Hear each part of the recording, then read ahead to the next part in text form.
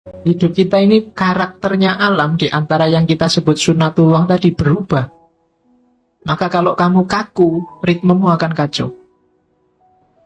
Jangan kaku. Kamu harus luwes. Ketika kamu kaku, sementara lingkungan alam sekelilingmu berubah, maka yang terjadi ritmemu kacau, jangan-jangan kamu juga mengacaukan ritmenya orang lain.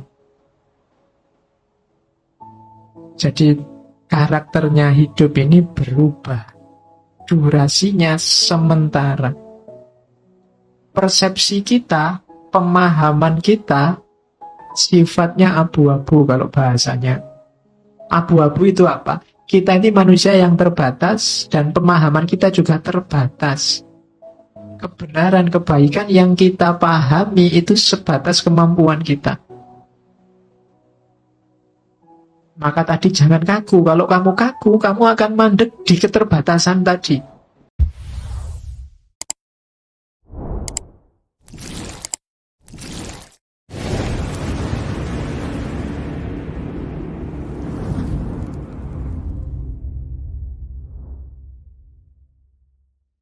Oke, bismillah.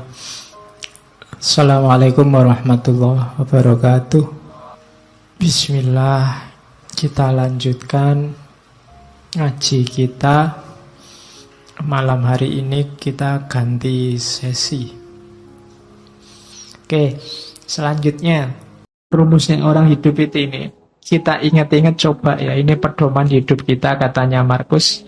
Hidup kita itu secara durasi itu sementara, pasti ya, limited. Tidak lama kok hidup kita itu. Sudah tidak ada lagi orang yang usianya mungkin 150 ke atas. Atau 200 lah, tidak ada. Orang sudah 70, 80 itu sudah luar biasa. Malah kasihan orangnya kalau nggak meninggal-meninggal. Oh iya, malah kasihan. Sifatnya berubah. Hidup kita ini karakternya alam di antara yang kita sebut sunatullah tadi berubah. Maka kalau kamu kaku, ritmemu akan kacau. Jangan kaku. Kamu harus luwes. Ketika kamu kaku, sementara lingkungan alam sekelilingmu berubah, maka yang terjadi ritmemu kacau, jangan-jangan kamu juga mengacaukan ritmenya orang lain. Jadi karakternya hidup ini berubah. Durasinya sementara. Persepsi kita, pemahaman kita, sifatnya abu-abu kalau bahasanya. Abu-abu itu apa? Kita ini manusia yang terbatas dan pemahaman kita juga terbatas. Kebenaran, kebaikan yang kita pahami itu sebatas kemampuan kita. Maka tadi jangan kaku. Kalau kamu kaku, kamu akan mandek di keterbatasan tadi. Kamu tidak berkembang, tidak lebih baik. Padahal kamu harus lebih baik terus, karena hari ini kamu terbatas. Besok batasmu harusnya lebih luas. Jadi persepsi kita ini suram. Kita itu tidak ngerti sangat banyak hal, ngertinya cuma sedikit. Berarti apa? Kebenaran yang kita tahu sebagai benar juga limited, terbatas. Bukan karena kebenarannya yang terbatas, tapi kapasitas kita yang terbatas. Kemudian persepsi urusan akal ya, pemahaman. Sekarang tubuh kita itu sifatnya melemah. Grafiknya manusia itu kan ya kecil jadi besar, setelah itu kan melemah. Sebenarnya bahasa aslinya membusuk. Usia-usia kalian ini mungkin sudah tidak bisa lebih tinggi lagi, tidak bisa berkembang lagi, sudah selesai. Kecuali kamu ikut terapi-terapi minum pil apa itu, nambah tinggi 2 cm itu mungkin ya. Sudah tidak bisa, percayalah, sudah habis pertumbuhanmu. Kamu minum susu pertumbuhan tulang sampai berapa, sudah selesai. Usia-usia kita sudah tua. Jadi, dan grafiknya pasti semakin melemah. Tidak ada orang yang tambah tua, tambah kuat, luar biasa, tambah tidak ada. Pasti. Jadi tubuh, jasad, fisik itu semakin melemah. Kemudian jiwa kita itu yang karakter utamanya sebenarnya dia kebingungan. Soul. Dia kalau tidak punya pemandu resmi, dia selalu bingung, mudah dipengaruhi. Akal itu kan, mental itu kan mudah dipengaruhi. Sekarang seneng, besok benci. Kemarin kerjasama, sekarang gegeran. Itu jiwa kita selalu begitu, mudah dipengaruhi, selalu dalam kebingungan. Kemudian 5 yang atas tadi kan serba tidak enak. Terus kamu, kalau gitu saya nunggu takdir, keberuntungan. Nah, keberuntungan, takdir itu tidak bisa ditebak. Tidak mesti. Di situ ditambahi oleh Markus kemasyhuran. Kemasyhuran itu mungkin kamu mengandalkan status, mengandalkan nama baik, mengandalkan keluarga, mengandalkan identitasmu sebagai apa. Katanya Markus itu juga tidak pasti. Seterkenal apapun orang, pada saatnya juga lenyap, dilupakan. Jadi ternyata hidup kita itu semacam ini. Ringkasnya apa? Katanya Markus, hidup ini bagian fisiknya seperti sungai. Dia berubah semakin lama semakin melemah. Sungai itu kan mengalir semakin ke yang lebih landai, lebih ke bawah. Sementara jiwa kita, rohani kita, bagaikan mimpi dan kabut, tidak jelas, kebingungan. Dan akhirnya kita menjalani hidup itu kayak medan perang. Seperti medan perang dan perjalanan yang jauh dari rumah. Jadi hidup ini medan perang. Perang di mana? Perang melawan dirimu sendiri sebenarnya. Melawan hidupmu sendiri. Dan jangan mengandalkan reputasi, jangan mengandalkan status, jangan mengandalkan nama baik, karena semuanya akan terlupakan. Maka tidak usah terlalu banyak membuang energi untuk hal-hal yang tidak penting. Ayo mikir hidup kita sendiri saja. Wong hidup kita sendiri juga tidak terlalu bagus situasi dan kondisinya. Wong ya semua orang begitu. Kalau ditarik lebih jauh lagi, tidak ada orang yang pantas sombong. Sering saya bilang bahwa manusia itu diciptakan sebagai sosok yang tidak pantas untuk sombong. Karena lemah dalam segala aspeknya. Oke, kalau hidup begitu, kebahagiaan terus. Lah kalau gitu apa harus sumpek? Enggak, katanya Markus. Meskipun hidup itu selemah itu, tapi kita tetap bisa bahagia. Nah, orang yang kudi, orang yang jelas egonya, jelas kediriannya, punya 5 ciri. Yang pertama, self-reliant, percaya diri. Yang kedua, self-respect, menghargai diri. Yang ketiga, self-confidence, yakin pada dirinya sendiri. Yang keempat, self-preservation, menjaga diri. Karena dia yakin benar, ya dia self-preservation. Dan yang kelima, self-assertion, menegaskan diri. Jadi orang yang tegas identitasnya itu biasanya percaya diri. Saya sering bilang di antara cirinya orang yang percaya diri itu tidak cerewet nyari kesalahannya orang lain. Dia sudah yakin dirinya benar. Dan tidak butuh bukti bahwa yang lain salah, baru jelas aku benar. Karena dia sendiri sudah, aku yang benar ya menurutku yang gini ini ya sudah. Biasanya yang masih nyari-nyari salahnya yang lain, itu masih belum yakin benar dengan miliknya. Dia butuh diyakinkan dengan, loh itu lo salah, berarti yang benar ini. Nggak percaya diri. Jadi buktikan bahwa kamu percaya diri dengan kebenaranmu. Jadi karena kamu percaya dengan kebenaranmu, kamu tidak butuh untuk menilai salahnya orang lain. Tidak usil dengan benar salahnya orang lain. Karena ya aku yang benar. Tidak perlu aku usil, menurutku yang lain ya tidak pas. Sudah. Tapi kalau kamu masih cerewet dengan miliknya orang lain, itu menunjukkan sebenarnya kamu tidak pede dengan kebenaranmu sendiri.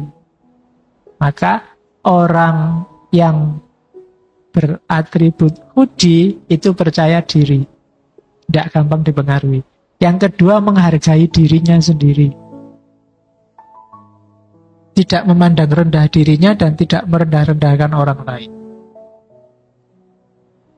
Dia melihat dirinya berharga tanpa harus merendahkan yang lain. Justru ketika dia merendahkan yang lain, menunjukkan dirinya sendiri rendah. Jadi self-respect, hargai dirimu. Ya menghargai diri itu jangan sampai keluar yang jelek-jelek dari dirimu, dari mulutmu, dari perbuatanmu, bahkan dari hatimu. Itu menghargai diri.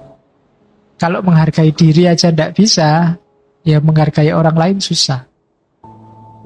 Itu cirinya orang yang ego. Yang ketiga, yakin. Ini lebih mantap dari percaya. Confidence. Biasanya kalau bahasa Indonesia ini dilawankan dengan minder. Dalam banyak hal mungkin kalian bisa, tapi tidak ada gunanya kebisaanmu itu karena kamu tidak punya self-confidence. Tidak yakin dengan dirimu sendiri. Apa iya Pak saya bisa? Nah, itu pertanyaan paling berbahaya. Karena dengan itu menunjukkan kamu tidak yakin dengan kemampuanmu sendiri. Mending kamu yakin terus gagal daripada kamu nggak gerak-gerak karena selalu tanya, apa iya saya bisa? Mending kamu nulis saja dan hasilnya jelek daripada kamu mikir, apa bisa Pak saya nulis yang bagus ya? Apa bisa saya? Ya wis, nggak jadi-jadi, nggak jalan-jalan. Self-confident, percayalah dirimu bisa. Kalau nggak bisa, akan kelihatan kelemahanmu di mana dan diperbaiki. Tapi kalau kamu nggak ngapa-ngapain, ya sudah. Kayak kamu nulis tesis, apa skripsi, apa disertasi. Itu kalau kamu kesuwen mikirnya, ini bisa nggak ya aku bahas tema ini ya? Jangan-jangan nanti bukunya susah. Jangan-jangan nanti ya nggak jalan-jalan. Maju aja. Nanti kalau ada salahnya di mana kan ada yang baca, kan ada yang bimbing, kan ada yang nguji, meluruskan. Nah nanti kalau nggak ketahuan Pak, jeleknya di mana? Alhamdulillah. Ya, bisa lulusnya lebih cepat. Jadi yakinlah pada dirimu, itu menunjukkan egomu mantap. Yang keempat, self-preservation. Karena kamu yakin dirimu bisa, maka ya kamu menjaga dirimu, tidak menyia-nyiakan bakatmu, tidak membuang-buang kemampuanmu, tidak menghabis-habiskan energimu untuk yang tidak penting. Itu namanya self-preservation. Yang kelima, self-assertion. Self-assertion itu menegaskan dirinya terus-menerus. Aku bisa. Aku mampu. Aku ini muslim yang baik kok. Aku ini mahasiswa yang rajin kok. Aku ini itu menegaskan diri terus-menerus. Cirinya itu. Kalau kita tidak punya 5 ini, kita tidak akan jadi sesuatu. Kalau ada yang ingin jadi artis, ya harus yakin bahwa kamu bisa jadi artis. Meskipun figuran, bagian dipukuli, bagian ditendangi, tapi bisa. Jangan khawatir. Kalau ada yang ingin jadi ustadz, kamu bisa jadi ustadz. Meskipun mungkin di awalnya masih grogi, keliru-keliru, tidak apa-apa. Lama-lama lanyah, lama-lama lancar. Kalau ada yang ingin jadi dosen, pasti bisa. Meskipun awalnya grogi. Itu namanya ego. Bentuklah, kuncinya di dirimu, bukan di yang lain. 5 ini kan kuncinya dalam diri kita semua. Oke, itu cirinya ego itu apa? Kalau bahasanya Iqbal, kesendirian yang esensial. Jadi, kenapa kesendirian? Karena ego itu hakmu sepenuhnya. Orang lain gak bisa intervensi. Misalnya, semua yang di ruangan ini menganggap ngaji ini bikin ngantuk. Tapi kalau kamu ndak ngantuk, mau apa? Itu kan hakmu sepenuhnya. Semua yang di ruangan ini nganggap tema Iqbal itu penting. Tapi mungkin salah satu nganggap tema itu ndak penting. Dan ndak ada orang bisa mbok penting. Oh, bagiku ndak penting. Mbok dianggap penting, ndak bisa. Kamu sudah nganggapnya ndak penting. Ndak bisa ditipu. Itu berarti ego. Beda sama orang yang ikut ke kiri, ikut ke kanan tadi. Ya menurutku sih ndak penting. Tapi gimana lagi? Nah itu berarti kamu nggak jelas. Ego itu memang kesendirian esensial. Orang bisa lihat tapi dia nggak akan ngerti aslinya. Yaitu di situ misalnya nikmat, sakit, kecewa, itu kan kita, hanya kita yang tahu. Dokter mungkin ngerti, di situ lah saya tulis itu. Dokter mungkin ngerti bahwa kamu sedang flu, kepalamu mesti pusing. Cuma pusingnya kayak apa, hanya kamu yang ngerti. Kamu baru saja diputus, mesti kamu stres ya. Orang hanya lihat dari luar, tapi derajat kesetresannya kayak apa, itu hanya kamu yang tahu. Atau jangan-jangan kamu tidak stres, ya kamu sendiri yang tahu. Cuma kamu pura-pura stres saja biar nggak kelihatan. Jadi aku tidak stres, cuma kalau tidak stres kan nanti dianggap kemarin itu tidak serius. Pura-pura stres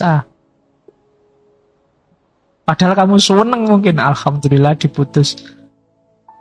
Sejak kemarin mau tak putus tidak bisa-bisa. Kan ada yang kayak gitu. Dan itu hanya kamu yang tahu. Itu cirinya ego.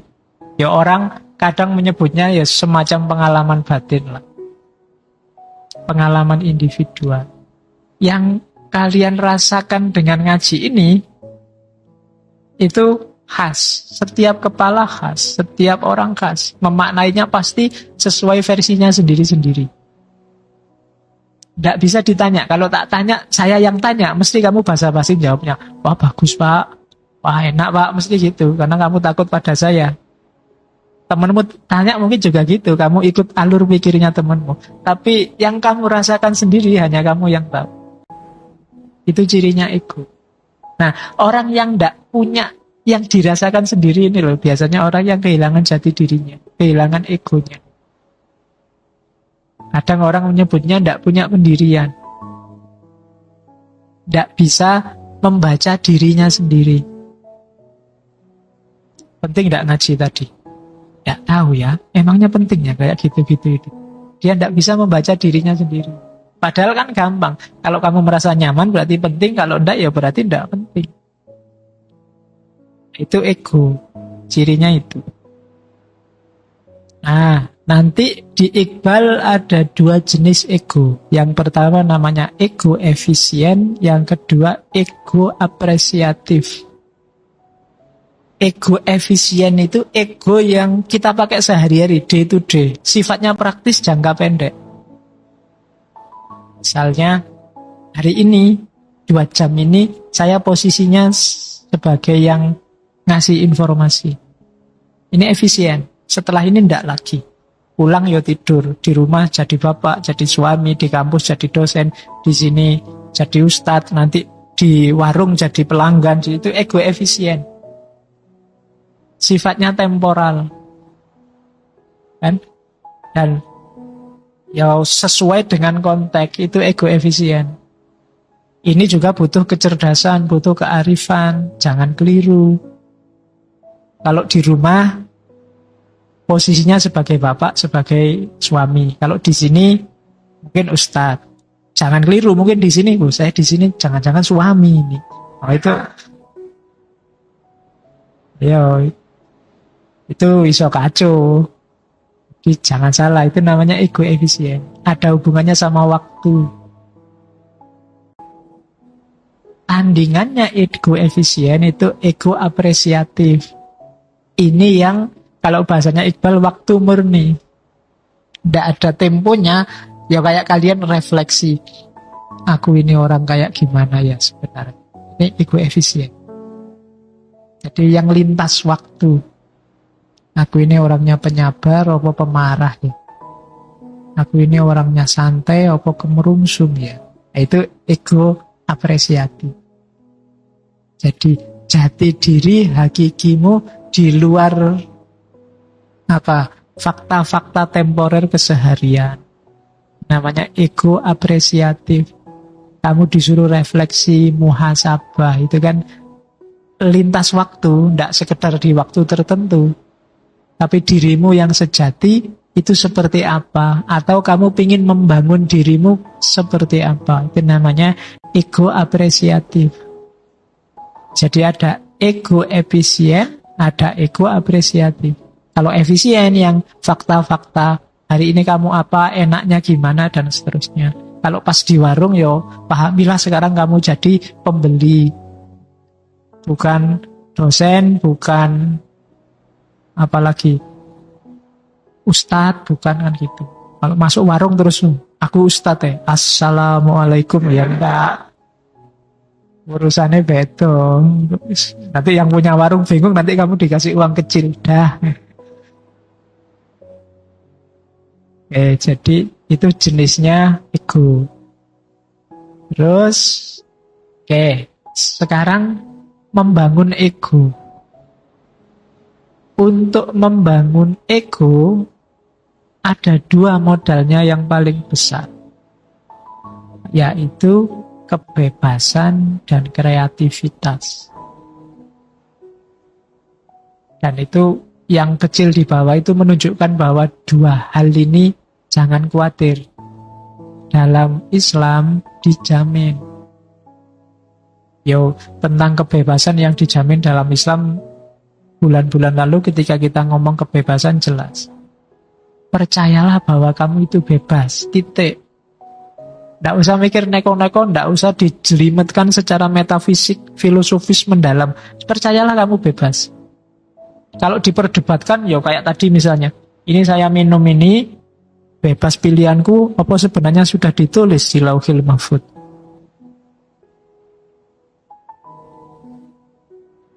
Ini kan diskusinya panjang. Tapi biarlah, nggak usah dibahas itu. Yakinlah bahwa kamu bebas. Titik. Didiskusikan panjang, tapi untuk praksis hidup kita, yakini itu bebas, maka kita bisa kreatif, milih, menentukan nasib kita sendiri.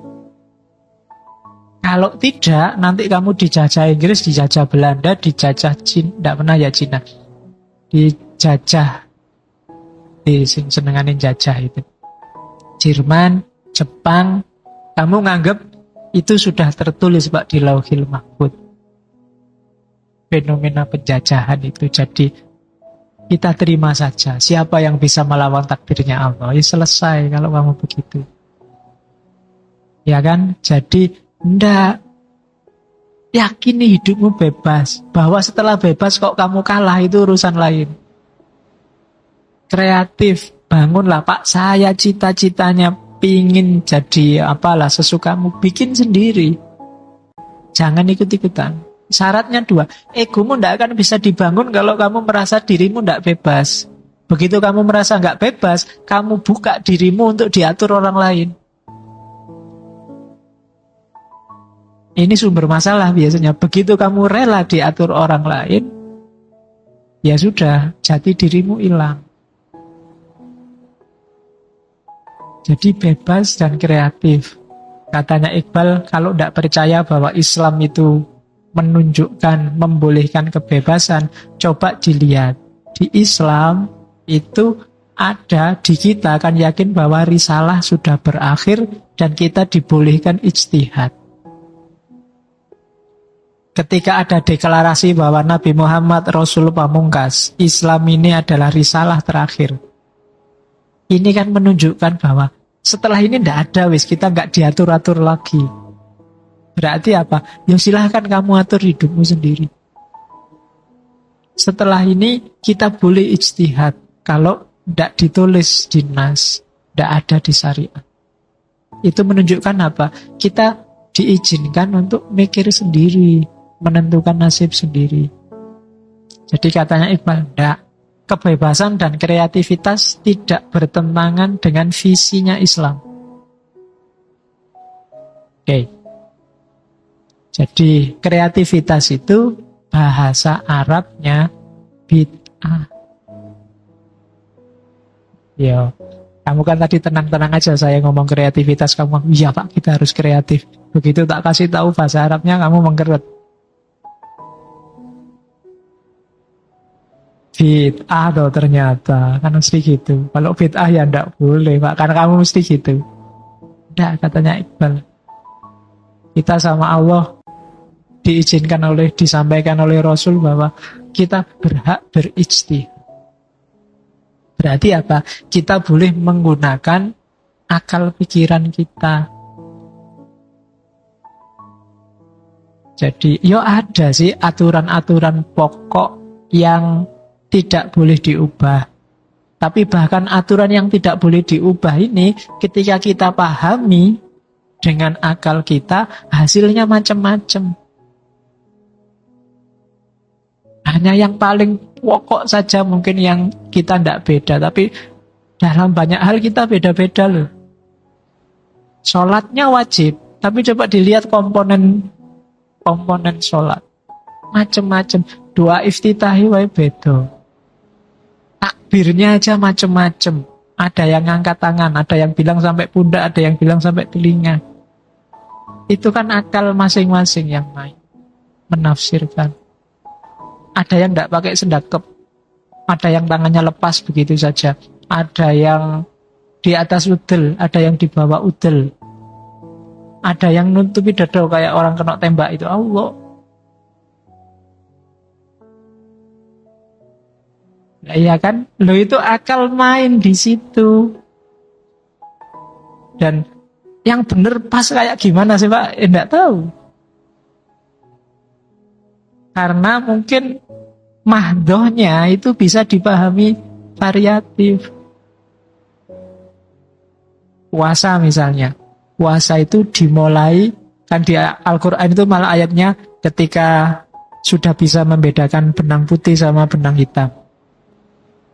Jadi kamu kalau sudah lihat, misalnya sudah imsak apa sudah subuh terus kamu, loh ini Pak masih belum jelas Pak ini, mana yang putih mana yang hitam, berarti masih boleh dong. Terima kasih sudah menyimak. Semoga channel Mengaji Hening bersama Dr. Farudin Faiz selalu bisa memberikan ilmu, motivasi, dan kebermanfaatan. Salam sehat dan bahagia.